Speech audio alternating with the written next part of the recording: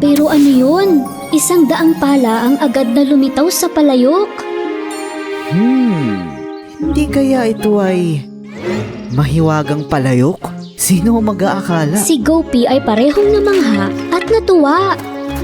Agad niyang dinala ang palayok sa kanyang bahay. Hindi ako makapaniwala. Pagkatapos ay sinubukan niya ang mansanas at tinapay.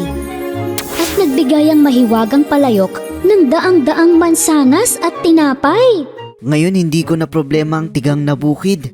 Pwede kong ibenta ang mga dumaming produktong ito sa palengke ng kaharian. Kinuha ni Gopi ang mahiwagang palayok at naglagay ng sisiw dito. Maya-maya, daang-daang sisiw ang lumabas sa palayok.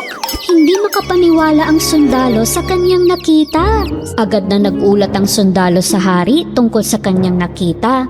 Inutos ng hari na dalhin agad sa kanya si Gopi at ang mahiwagang palayok.